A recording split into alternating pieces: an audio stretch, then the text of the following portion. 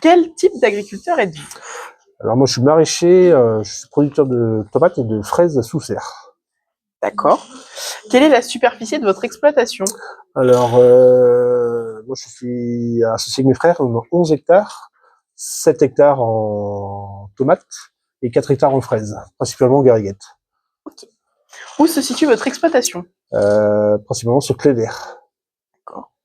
Avez-vous constaté des changements dans les conditions climatiques au cours de ces 5 à 10 dernières années? Oui, alors je pense qu'on est un peu moins impacté que du plein champ, parce qu'on est sous serre, mais les impacts sont aussi mesurables depuis une dizaine d'années, ouais, je dirais.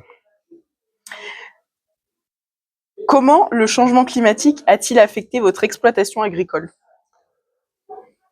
Bah, on se rend compte sur des variétés comme gariguette, par exemple en fraise, si je prends l'exemple de la fraise, ça devient de plus en plus compliqué de produire en été. Donc, c'est une variété fragile, goûtue mais fragile. Donc, de plus en plus, on produit de la gariguette sur le printemps et on plante de nouvelles variétés à partir d'avril-mai pour produire l'été. Mettez-vous en œuvre des mesures pour faire face au changement climatique?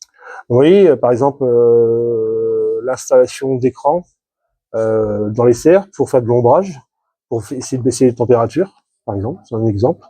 Ou blanchir les serres avec des produits craie qu'on appelle ça, qu'on pulvérise sur les toitures des serres. D'accord.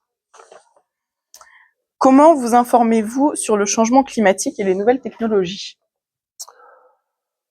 Bah, on a beaucoup d'intervenants techniciens qui viennent chez nous, que ce soit des techniciens extérieurs, des techniciens internes à la coopérative, et c'est eux qui nous informent principalement des nouvelles technologies, des nouvelles techniques culturelles et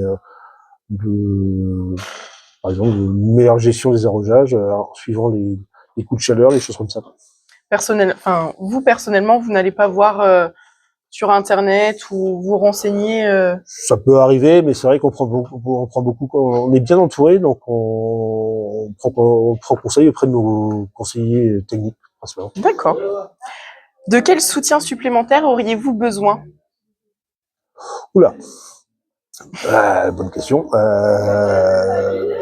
Comme ça, je pourrais pas vous répondre, mais moi je dis tous les tous les intervenants extérieurs sont bons à prendre. Après, faut toujours faire le tri entre je dirais des gens qui vous vendent plein de choses et qui sans résultat. Moi, je préfère souvent l'expérience d'autres régions qui ont déjà été, par exemple le sud, sur des variétés, par exemple, ils ont été plus impactés que nous.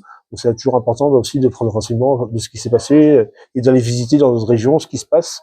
Par exemple, le sud de la France qui a arrêté, par exemple, la gariguette depuis quelques années et fait d'autres variétés l'été. Voilà, c'est un exemple. Merci. Et pour terminer, quels sont les principaux obstacles à la mise en œuvre de mesures innovantes pour lutter contre le changement climatique en France? Les compétences, je dirais, aujourd'hui. C'est de plus en plus compliqué de trouver des gens compétents, des gens qui s'engagent vraiment dans l'entreprise. Et parce que c'est un métier passionnant, mais il faut être passionné aussi. Et on voit, moi je le vois depuis 20 ans que je fais ce métier, que quelquefois il y a un peu moins d'engagement des gens, ils viennent travailler, mais ils sont moins passionnés qu'avant. Sans motivation, du coup. Il n'y a pas de motivation, mais moins la passion. C'est un changement, je dirais aussi. On parle de changement climatique, mais aussi on parle de changement de comportement des gens aussi dans l'entreprise en général. Donc vous devez vous habituer du coup aux personnes humaines qui vous accompagnent sur l'exploitation. Voilà, tout à fait, c'est clair. Ouais, c'est exactement ça. Et ben merci beaucoup pour cette De interview. rien.